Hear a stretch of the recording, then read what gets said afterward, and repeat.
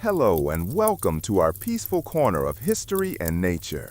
Today we invite you to journey back with us to a time when life was simple, yet survival required great resilience.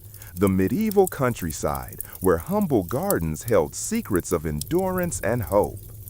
As we explore the forgotten roots and the quiet strength of plants long overlooked, imagine the hands that tended these gardens, the fires that warmed the homes, and the meals that brought families together after a hard day's work. If you enjoy stories that connect us to the earth and to the wisdom of the past, please like this video and subscribe to our channel. We'd love to hear from you. Share in the comments if you know of any forgotten plants or family recipes from your own heritage.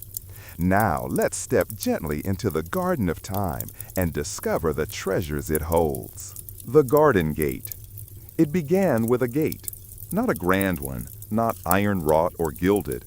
It was simple, wooden, weathered by time and seasons, creaking softly as it swung open. Moss clung to its hinges, and ivy curled along its frame like green memory. No one used it anymore, not really. Most of the modern world had forgotten it even existed. But it stood there still, patient, facing a small garden behind a crumbling stone cottage. The day was quiet when I found it, mist low on the fields, the kind of damp that seeped into the bones, but also into the soul, reminding one of earth and time. I had returned, not in search of anything in particular, only to wander the village where my grandmother once lived. I remembered summer visits when I was small, her hands always in the dirt, her stories lingering like smoke above the hearth. The cottage was nearly swallowed by nature now, the roof caved slightly, blackberry vines spilling over the windows. Yet something about that old wooden gate made me pause. I opened it. Inside, what remained of the garden was a tangle of forgotten green. Not neat rows or raised beds, but clusters of stubborn plants that had outlived their caretakers. There were stalks of what I would later learn was good King Henry, broad-leaved and resilient, still reaching for the sun through encroaching weeds. A few struggling shoots of something like wild leeks, and near the center, partially buried beneath an overturned clay pot, a weathered, leather-bound book. It was my grandmother's. Her name, faded but still visible, was inked in cursive across the inside cover. A garden journal. The first page read simply, "To feed is to remember." I sat there for hours, cross-legged on damp earth, flipping through the pages. They weren't just gardening notes, they were memories, recipes, remedies, warnings, prayers. Each entry a glimpse into a world that no longer turned on electricity or algorithms, but on sun, rain, and patience. There were sketches of roots, notes on when to harvest dock or sorrel, small tales of neighbors trading cuttings or seeds. One page, smudged by what looked like beet juice, described the best way to stew chickpeas with cabbage leaves and a bone for flavor. Another told of a plant I had never heard of, called woundwort, used to draw out infection from scraped knees. The deeper I read, the more I felt I wasn't alone. My grandmother was there, whispering through ink and earth. And her garden, even overgrown and wild, still remembered too. This was not merely nostalgia. It was something older, something rooted. And I knew in that moment that I would return. I would restore what I could, not as it was, but as it wished to be. The garden gate had opened, and the past, patient and breathing, had let me in. Soil and survival. Beneath every garden lies a story of survival, and in the medieval world, soil was not just ground, it was a living partner. It had moods, memory, and power. In those days, the earth was spoken to, bargained with, even feared. To grow was not a luxury. It was survival carved out of mud and frost. My grandmother's journal described the earth in terms I had never read in modern gardening books. She spoke of heavy soils that held grief, and light soils that welcomed hope.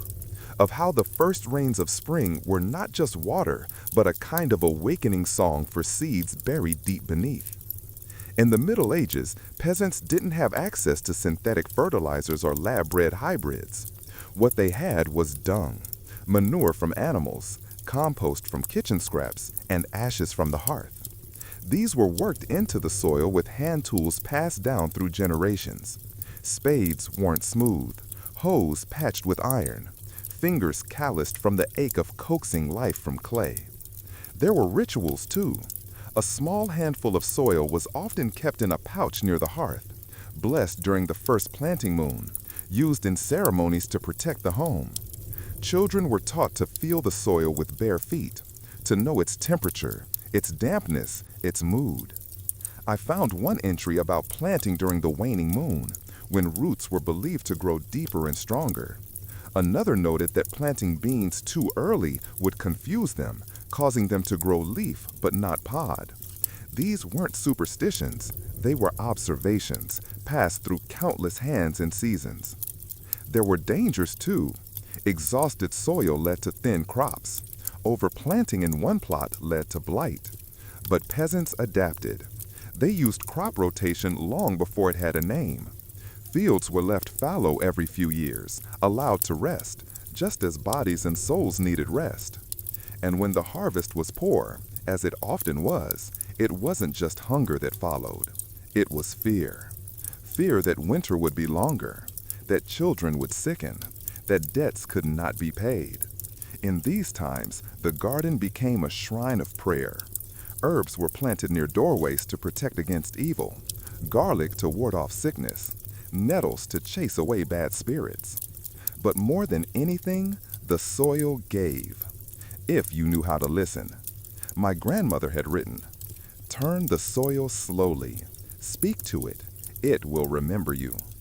And I believe it did.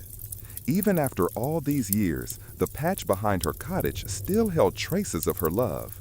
The earth was softer there, easier to turn. When I pressed my hand into it, it didn't resist. It breathed. I began to dig, not with machines or gloves, but with bare fingers. And as I did, the first worm wriggled free into the light, a tiny sign that the soil was still alive, still listening, still waiting.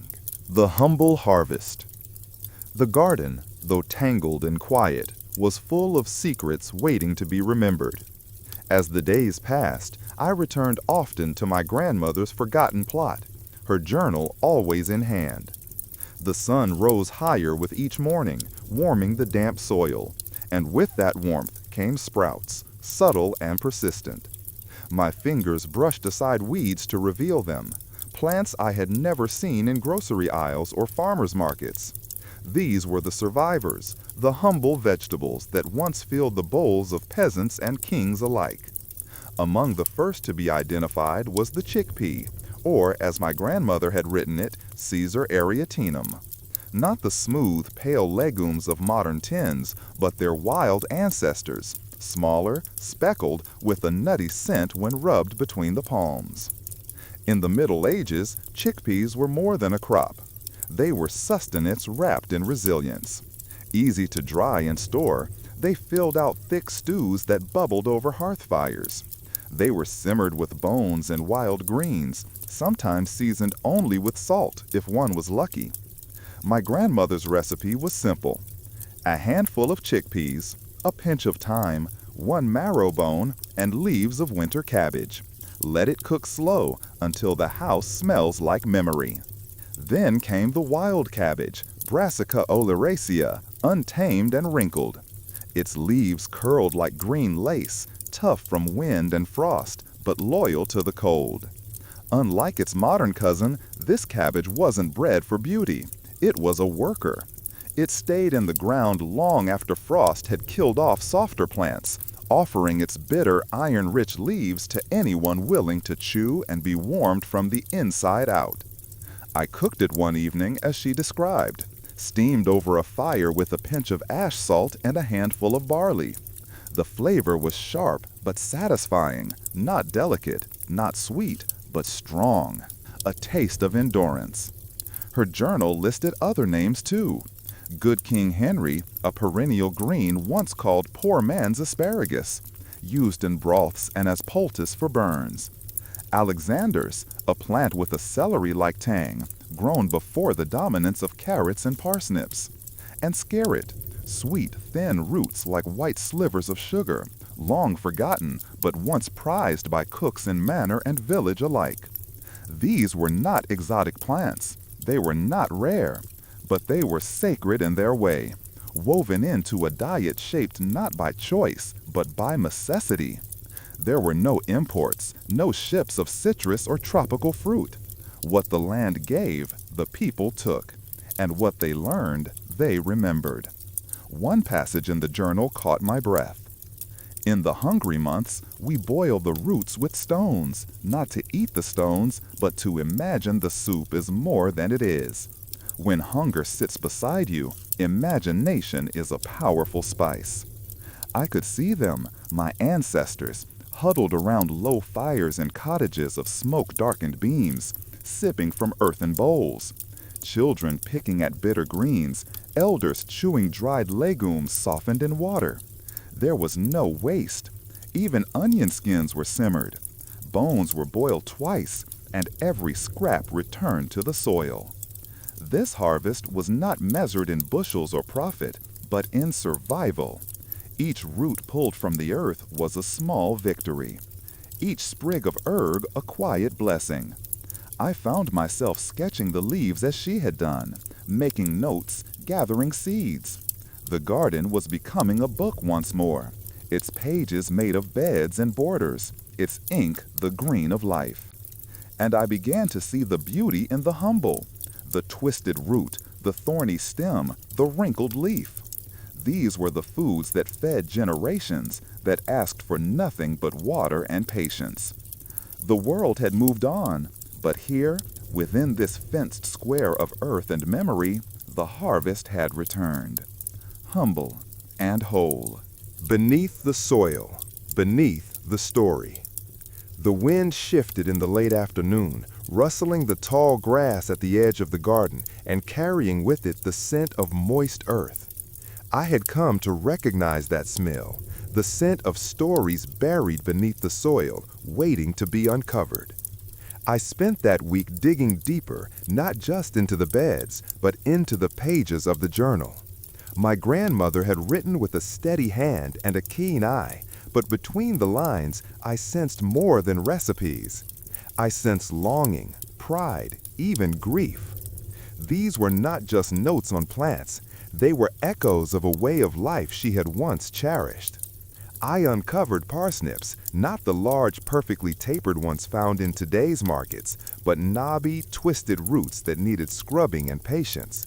Their flavor, once roasted with a drizzle of honey and a pinch of wood ash, was sweet with a bite, comforting and wild. The journal called them roots for the weary, often used in times of famine when all else failed. Another treasure emerged, orage. Known now only to a few, it was once a staple green before spinach arrived in Europe. With leaves tinted red and purple, it had a delicate, salty flavor, and my grandmother had pressed them into flat cakes, dried in the sun for winter use. She wrote, "Salt from the leaf, sun from the drying, no merchant needed." Then came the black salsify, an unremarkable name for a plant with such quiet dignity. Its long, dark roots were cooked in milk to draw out their sweetness, a luxury in lean times. The roots looked like they belonged to weeds, but they held a memory of feasts shared under timber beams, with a little more than laughter and heat to brighten the room. Every dig with the spade revealed more than food. It revealed relationship between the people and their land, their seasons, their resilience. These crops were not just sustenance, they were companions. You learned their moods, their needs. You didn't command them, you listened. One morning I found something curious, a small wooden tag, faded with age, with a carved emblem of a knot. I searched the journal and found a matching symbol drawn in the margin beside a passage. The knotted root feeds the knotted heart, for grief and for remembering. It referred to elecampane, a tall herb with a golden flower, and roots used in teas for coughs, and as a balm for sorrow. My grandmother had planted it near the garden's edge by the path, not for eating, but for healing. And so I understood. The garden was more than a source of food. It was a sanctuary of memory, a place where the mundane was made sacred by hands that touched earth with reverence. Each plant a chapter, each harvest a prayer. The world beyond the garden fence was fast and loud, but within, time slowed. I heard my breath, I heard the birds, I heard the silence of soil, deep, knowing, and kind. That evening I brewed tea from dried elecampane root and sat by the flickering candlelight, reading my grandmother's last entry. They may forget the names, they may pave over the paths, but if someone listens, the garden will speak again. And I was listening. The healing leaves and forgotten remedies. As the garden flourished with its quiet, steadfast green, I found myself drawn not only to the food that sustained bodies, but also to the plants that nurtured healing, the forgotten remedies of the medieval peasants. These were not the flashy flowers or rare herbs prized by kings and apothecaries, but the humble leaves and roots that lined the edges of fields and crept quietly along garden borders. One of the most intriguing plants in my grandmother's journal was the common plantain, Plantago major. Often mistaken for a mere weed, this unassuming leaf held a revered place in medieval folk medicine. When bruised and applied to wounds, it was said to draw out poisons and soothe inflammations. I could picture the hands of a village healer, stained with earth and sap, pressing crushed plantain leaves against a child's scraped knee or an injured farmer's blistered palm. Another treasure was mallow, a soft, velvety leaf with a gentle mucilaginous quality. Mallow tea was brewed for sore throats and digestive discomfort, offering relief through its cool, soothing touch. It was a remedy born not from chemistry, but from generations of observation and quiet trust in the natural world. The garden held even stranger stories. Burdock root, dark and gnarled, was pulled from deep earth and believed to purify blood and strengthen the liver. Yarrow, with its tiny white clusters, was gathered carefully to staunch bleeding and ward off infection. I learned that these plants were essential companions on long winters when illness crept closer and apothecaries were scarce. More than food, these greens represented a knowledge deeply embedded in daily life, a symbiotic relationship between the people and the land that fed and healed them. They were reminders that survival was more than filling an empty stomach. It was about tending to the body and spirit in equal measure. As I traced my fingers over the curled leaves of rue and smelled the pungent bitterness of wormwood, I was struck by how much was lost in the modern world. Our ancestors' gardens were apothecaries, libraries, and larders all at once, a living testament to resilience and wisdom. At the end of one journal entry, my grandmother wrote, "The earth gives its gifts freely, but it asks for respect in return. We are but caretakers of the soil, of the plants, and of the stories they tell." I sat back, inhaling the scent of damp earth and growing things. This garden was more than a collection of forgotten plants. It was a bridge connecting me to those who came before.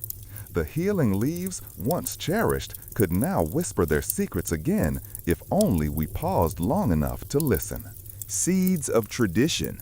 With every day spent tending the garden, I realized that the true treasure was not merely in the plants themselves, but in the seeds, the tiny carriers of life, memory, and tradition.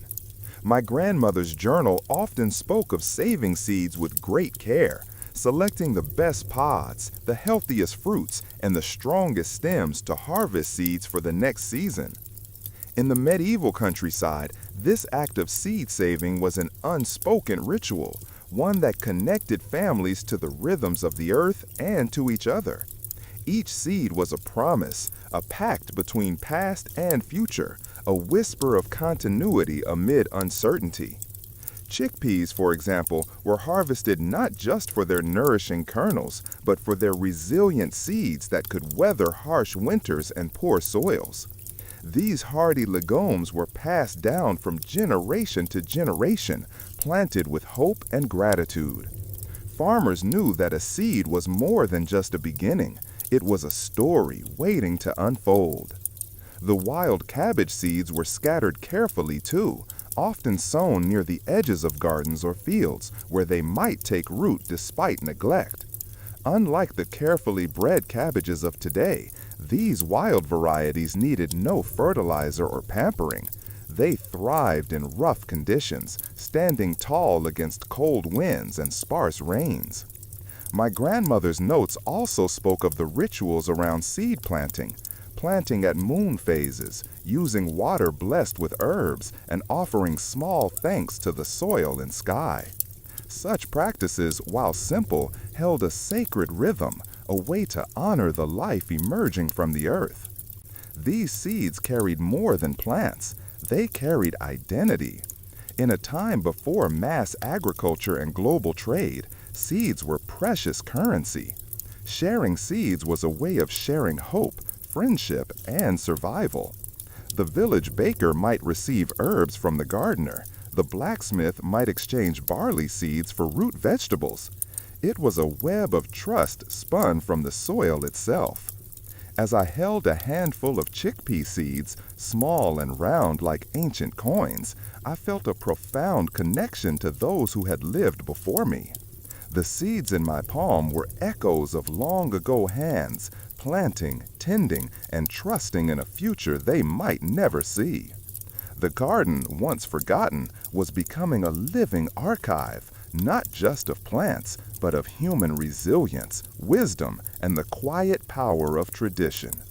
And so, each seed I planted carried a story of survival, of memory, and of the unbroken bond between earth and those who cultivate it.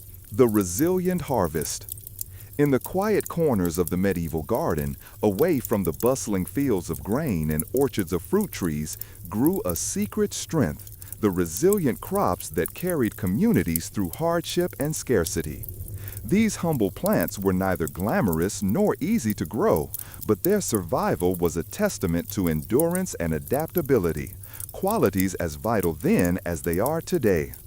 The garden was filled with these survivors. Wild cabbage that braved frost and famine, chickpeas that flourished in poor soil, and hardy roots that dug deep to find water when rains failed. They were the backbone of the peasant diet, often overlooked by historians and forgotten by modern palates, yet essential for survival. Their resilience was not only botanical, but deeply woven into medieval life. When storms ruined wheat fields or livestock fell ill, these crops stood firm, quietly assuring a meal, a spark of hope.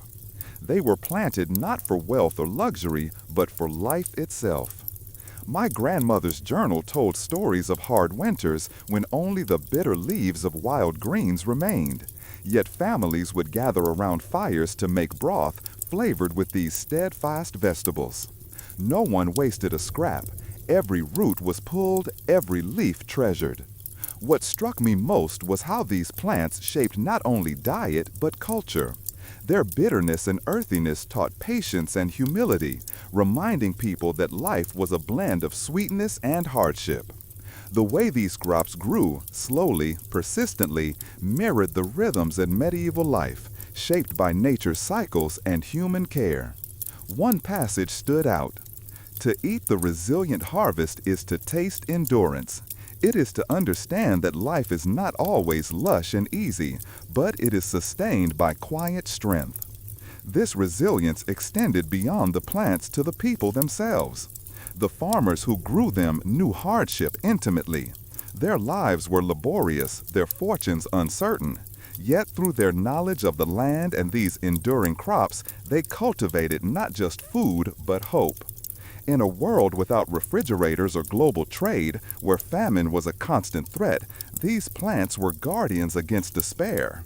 They taught an ancient lesson. Survival depends not on abundance, but on adaptability and respect for what the earth will give. As I walked through the garden, feeling the rough texture of wild cabbage leaves and holding the small, tough chickpeas, I felt a profound gratitude. These plants, forgotten by time but remembered by the earth, held stories of courage and survival. And perhaps, in a world now dominated by convenience and excess, there was wisdom to be found in their quiet resilience. A reminder that sometimes the most unassuming things are the strongest, the most enduring. The wisdom in the weeds. By the time summer had reached its golden peak, the garden was no longer a quiet remnant. It was alive again. Humming with bees, whispering in the warm wind, it stood not only as a tribute to my grandmother's care, but as a tapestry of forgotten knowledge, stitched together by time, memory, and seed. One morning, while turning over a shaded corner near the stone wall, I found a cluster of plants I hadn't noticed before. Small, serrated leaves, a scent like wild mint, and something more earthy. I leafed through my grandmother's journal, and there it was. Wood betony, Stachys officinalis, good for calming nerves, bad dreams, and headaches brought by unkind thoughts. She had called them the quiet weeds, plants that went unnoticed until one needed their help. In this chapter of her notes, there were dozens: betony, yarrow, mugwort, self-heal, plantain. None of them grew tall or proud. They nestled among stones, crept low beneath trees, hid between more boastful stalks. And yet, each one had a story. Mugwort, she wrote, was burned beside beds to protect the sleeping mind. Self-healed, with its purple flowers, was used in both wound binding and old songs. Plantain leaves, so ordinary, were pressed to bee stings to soothe what the garden sometimes took back. It became clear that this was not just a place of nourishment. It was a place of healing, of subtle resilience. These weeds were not grown for show nor for sale. They were not written about in modern cookbooks or culinary trends. But they held a wisdom that had been quietly passed from herbalist to midwife, from grandmother to child. And so, the idea for the next part of my journey began to take root, to go beyond the food and into the medicine, to follow the thread of healing that ran through these neglected plants, to learn how people had lived not just by eating from the earth, but by listening to it. This garden was not done teaching. Its weeds had words. I began setting aside a new section for these plants, my herb patch of memory. I planted what I found, cataloged every name, brewed infusions, burned bundles, made notes of which scent calmed the chest, which leaf soothed the skin. As I worked, I thought of what lay ahead, the old herb gardens of monasteries, the long-forgotten grains that made the first bread, the winter roots that waited in the dark like promises, each one a forgotten root of life. The garden story was growing wider now and deeper, no longer just about survival or sustenance, but about the full circle of life: food, healing, community, spirit. And so I stepped back, took in the rows and corners, the tangles and trellises, and whispered to the plants what my grandmother had once whispered to me: "Thank you for staying. Even when we forget you, you remain." It was a beginning again. The silent healers. The wind whispered softly through the hedgerows, stirring the tall grass and brushing over the garden's edge like a careful hand over a worn page. There was a reverent quiet this morning, as though the earth itself was holding its breath, waiting. I had returned with a basket and a mind full of questions. My grandmother's journal had taken a thoughtful turn. In her aging, delicate handwriting, she no longer just listed the plants and their recipes.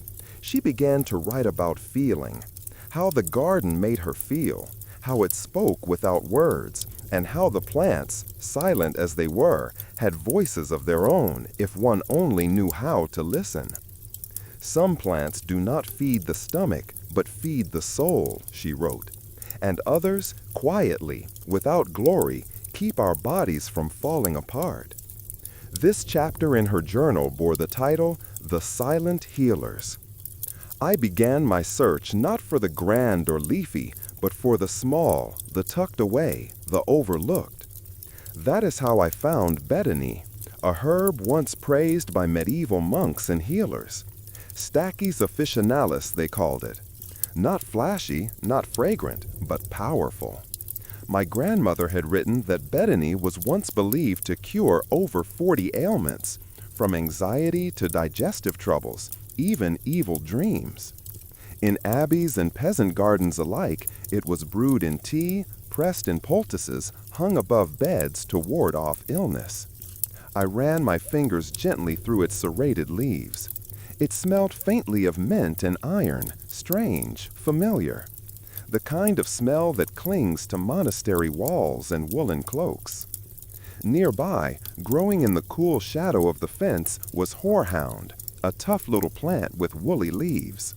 Once boiled down into syrups or candies, it soothed sore throats and lingering coughs during the damp winters.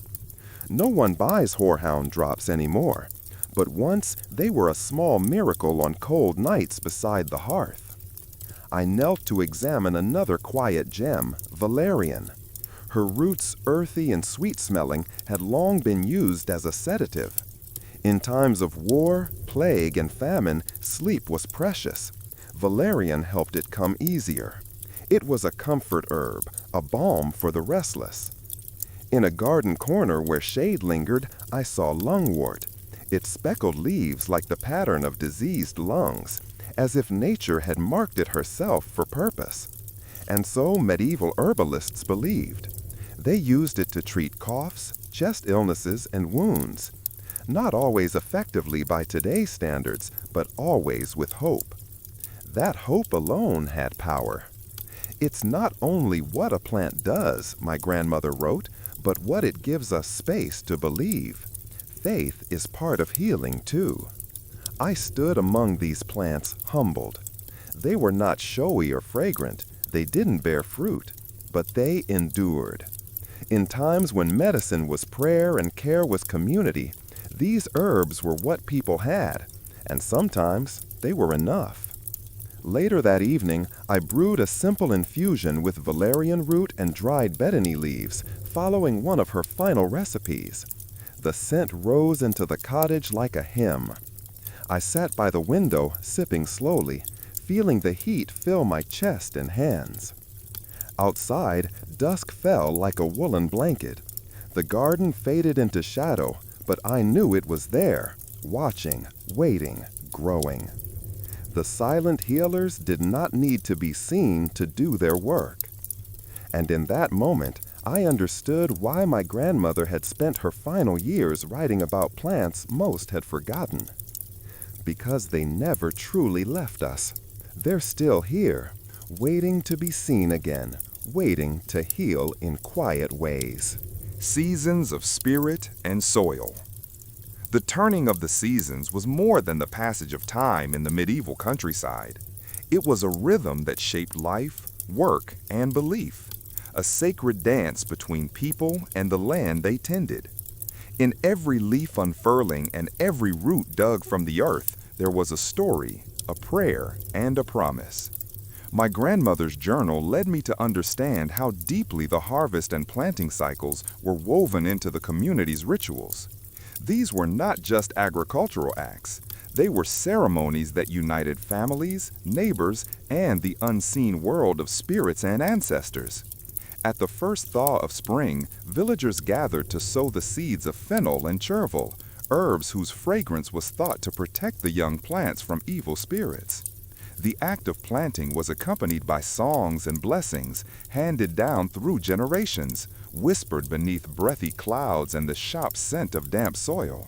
Scatter the seeds with care. Let the earth hold them near, so they may grow strong and the village thrive another year. Fennel, its feathery fronds and aniseed scent, was more than a kitchen herb. It was a guardian. In folklore, it was believed to ward off witches and bring courage to those who carried its stalks. Chervil, too, was a symbol of renewal and purity. used in springtime soups and stews to cleanse the body after winter's long fast. As summer ripened, nettles were harvested carefully, often before the feast of St. John's Day, when fires burned high to chase away sickness and dark forces. Nettle, a plant once feared for its sting, was turned into nourishing broths full of iron and vitamins, medicine and food entwined. Families shared nettle soup beneath the open sky, their laughter mingling with the crackling flames. The sting of nettle reminds us, pain can bring strength. In autumn, the garden's bounty shifted to sturdier fare. Root vegetables like parsnips and scarlet were dug from the soil, their sweetness intensified by the cool nights. The harvest was a time of thanksgiving and preparation, as stores were gathered to carry the village through the barren months ahead. At the harvest festivals, the community came together to share food, stories, and songs. The tables were laden with pottages thickened by wild greens and pulses, and the air was fragrant with herbs like lovage and mugwort. These plants were said to sharpen the mind and protect travelers on long winter journeys. Eat well, rest well, and keep the old magic close. Winter was a time of rest and reflection, but also of quiet rituals. Sprigs of holly and ivy were hung in doorways to invite good fortune and shield the home from misfortune. On long, dark nights, families gathered near the hearth, telling tales that wove together natural wisdom and ancient belief. In those moments, food was more than sustenance. It was a symbol of resilience, a thread binding the living to the past and to each other. Through these seasonal ceremonies, the humble plants of the garden became more than crops. They became markers of identity and connection. The community's survival depended not only on the soil's yield, but on the shared rhythms that gave meaning to every seed sown and every meal shared. I realized then that these traditions, passed down quietly through generations, held a power beyond the physical. They created belonging. They carried hope. They invited respect for the earth and for one another. As I closed the worn journal, a soft snow began to fall outside, blanketing the garden in white. The old stories felt alive in the silence, waiting to bloom anew in those willing to listen. Roots of healing and harmony. As the cold winter months stretched on, the garden rested beneath its blanket of snow, but the life it sustained in stories, songs, and simple remedies handed down through the generations. My grandmother's journal revealed a deeper dimension to these humble plants, their sacred role as healers and symbols of harmony within the village. In a world where doctors were rare and apothecaries distant, the garden was a living pharmacy. Every leaf, root, and flower held a secret power, trusted and respected. The wild cabbage's bitter leaves were brewed into teas to soothe fevers, while chickpeas were believed to strengthen the body's defenses against the harsh cold. But it wasn't only about physical healing. Plants like mugwort and yarrow were used in rituals to mend the spirit. Mugwort, with its silvery foliage, was carried in sachets to ward off nightmares and invite peaceful sleep, while yarrow was laid on wounds to prevent infection and on altars to honor ancestors. These herbs connected the villagers to the unseen world, a bridge between earth and sky, body and soul. Healing was as much a communal act as an individual one. Neighbors shared poultices and salves, gathered for prayers and blessings, and cared for one another in ways beyond medicine. The garden's gifts fostered harmony not only between humans, but with nature itself. Crop rotation, seed saving, and composting were ancient practices understood intuitively. A balance maintained so that the soil remained rich and fertile for future generations. I was struck by the respect woven into every action, from carefully harvesting only what was needed to leaving offerings of bread or milk for the earth.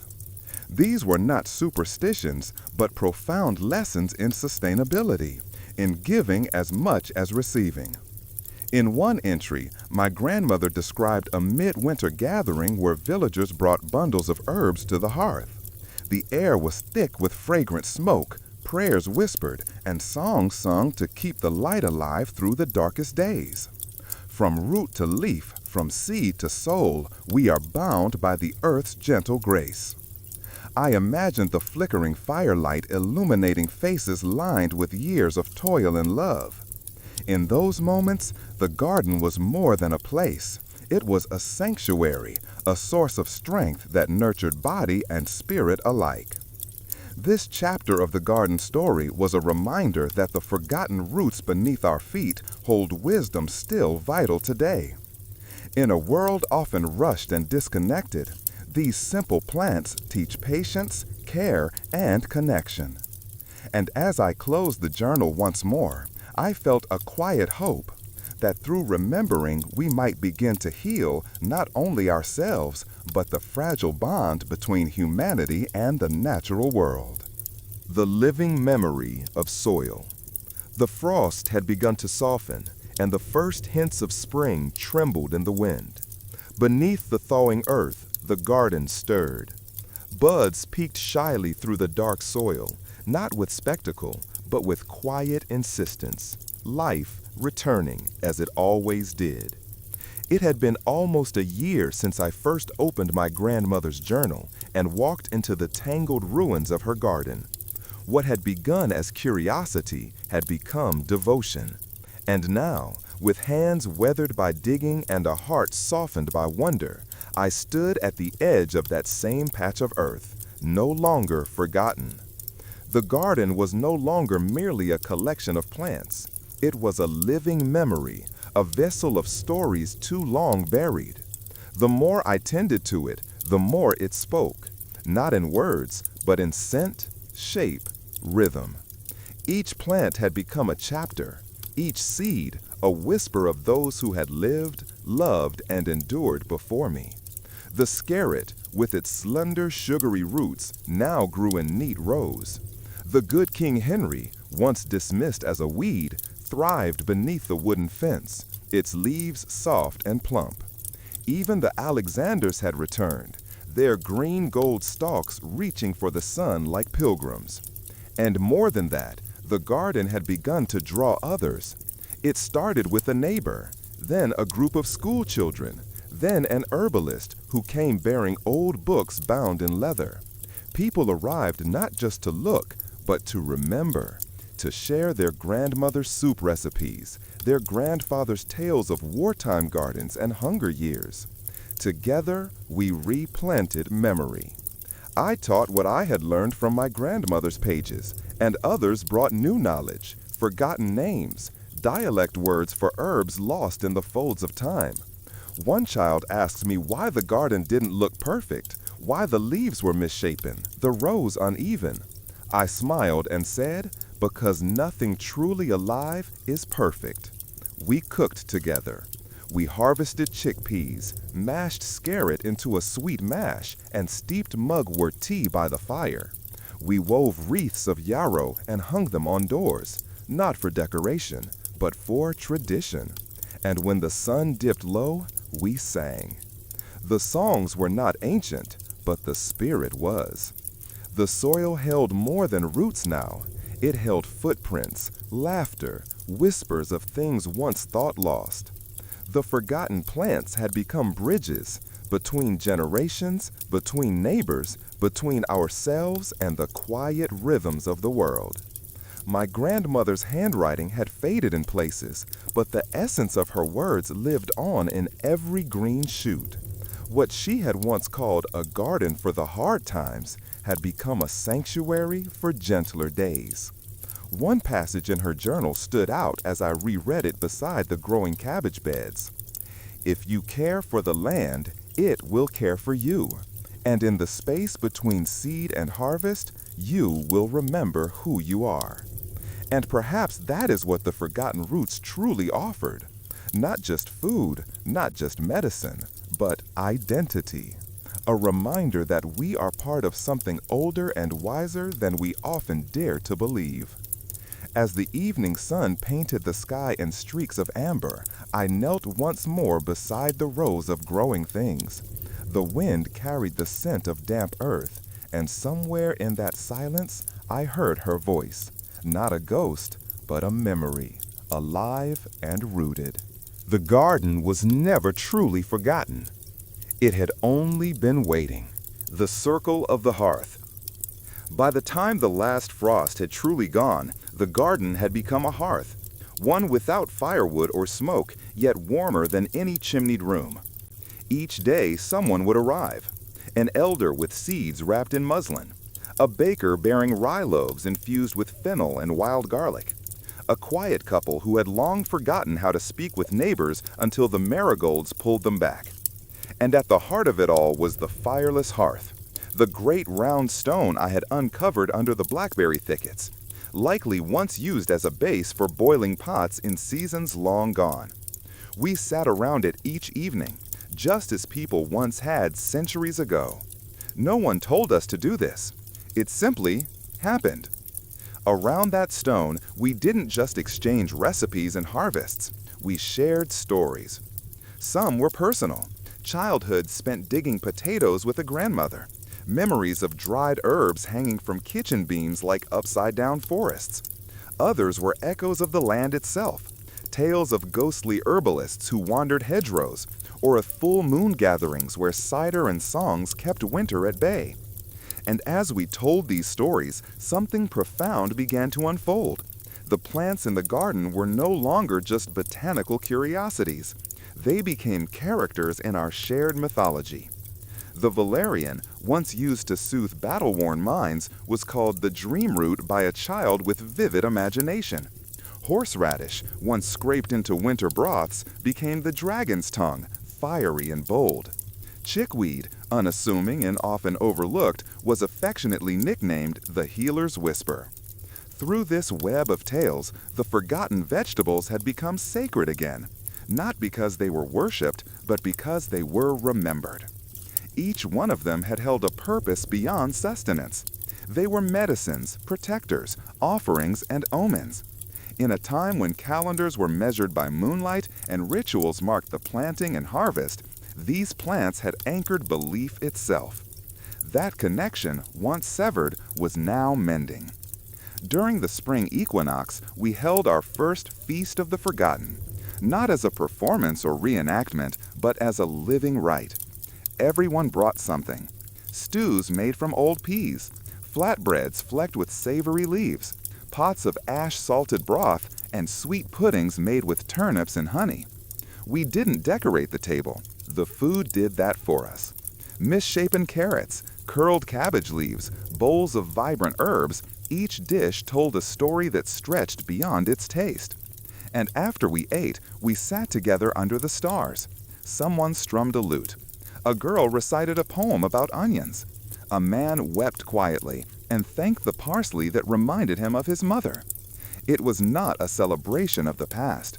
It was a continuation of it. And somewhere in that moment, I realized what my grandmother had been trying to teach. Not just through her journal or her garden, but through the simplicity of presence. That we don't preserve the past by storing it in books or museums. We preserve it by living it, one seed, one meal, one shared evening at a time. The circle around the stone grew each night, but it never felt crowded. It felt whole. I thought of the phrase I had written in my notes months before, almost without understanding. What we forget, we lose. But what we plant, returns. Now I understood.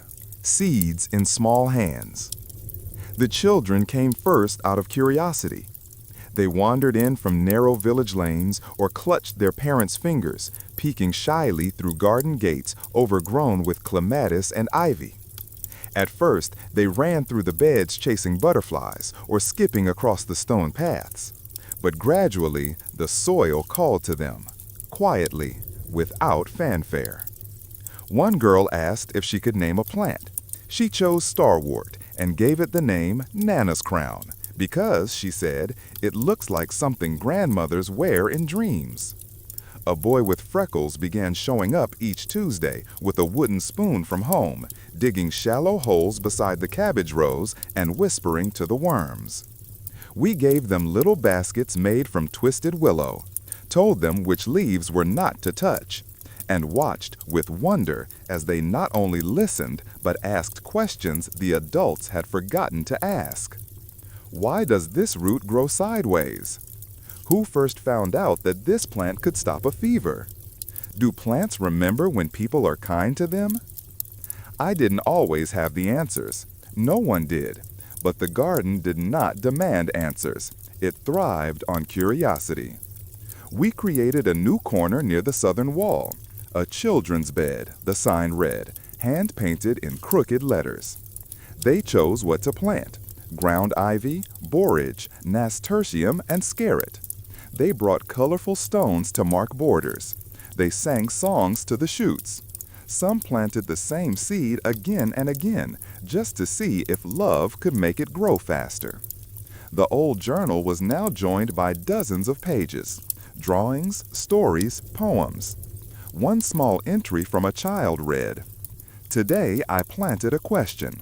Tomorrow I will water it with a story." And that was what Chapter 14 became. Not a record of plants, but a blooming of imagination rooted in tradition. The elders noticed. They began coming earlier, staying later. Instead of instructing, they told stories. Tales of their own childhoods, recipes they had forgotten. Fables passed from mouth to mouth like sourdough starter. Some were fantastical, others quiet and sad. But all of them lived within the cracks of the garden paths, waiting to be rediscovered. We started leaving blank pages out near the stone hearth. By the end of each week, they were filled. Little hands had drawn turnips with faces. Grandmothers had written lullabies about parsley. Teenagers scribbled jokes beside pressed mint leaves. It became clear this was not a preservation project. It was an unfolding. We weren't just remembering the plants, we were growing a culture of remembrance itself. And the most powerful thing? No screen recorded it. No program tracked it. No broadcast shared it beyond the fences. It was shared through breath, soil, and eye contact, through broken bread and shared spoons, through hands dirty from digging and hearts full of something not easily named but always felt. Community, memory, hope. One evening, as dusk softened the garden into gold, a little girl tugged my sleeve and pointed to a tall, spindly stalk with white flowers. "What's this one called?" she asked. I hesitated. "That's lovage." She smiled. "I think it's called listening." And I couldn't disagree. Where the earth remembers. By the time the final frost melted into the roots, the garden had become more than a garden. It was no longer just rows of forgotten plants or the scent of old recipes simmering in the air. It was a living memory, one that breathed through every petal and stone, every hand that touched the soil with intention.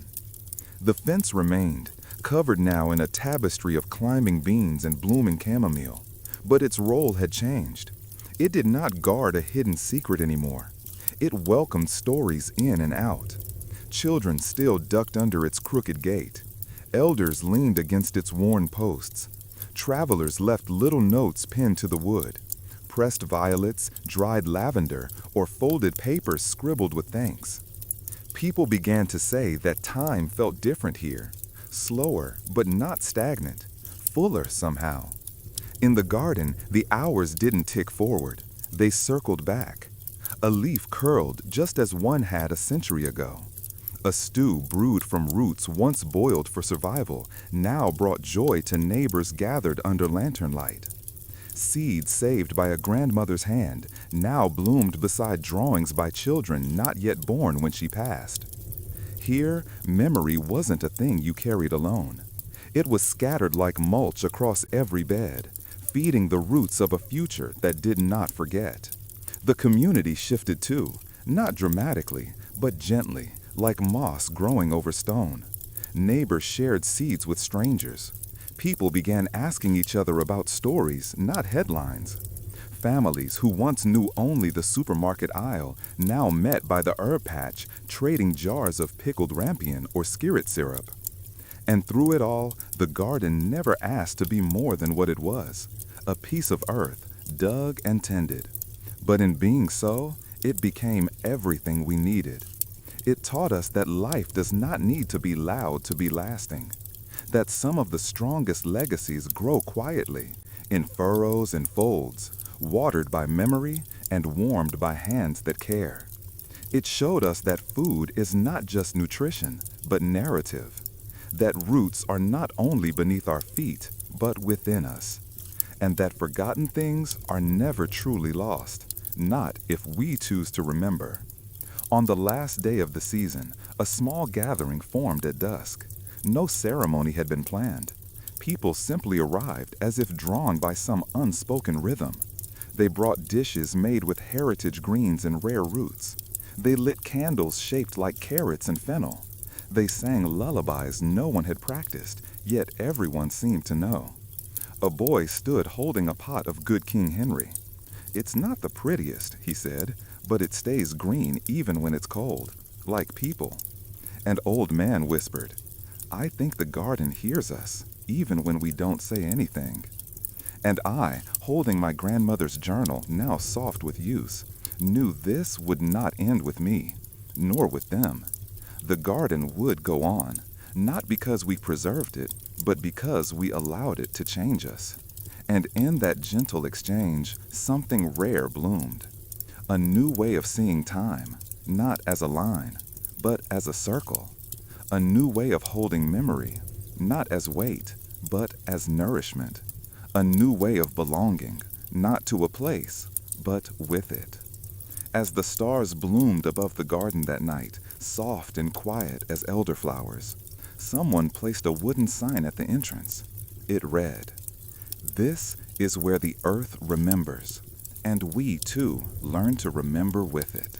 Thank you for joining us on this journey through the forgotten gardens of the past. We hope this story brings you a moment of calm and a deeper connection to the simple, enduring things that nourish both body and soul. After a long day, may you find rest in the quiet strength of nature's gifts, just as generations before us did in their humble gardens. If this story touched your heart or sparked your curiosity, please don't forget to like, comment, and subscribe. Your support helps keep these stories alive and growing. Until next time, may peace and gentle calm be with you. Sweet dreams and take good care.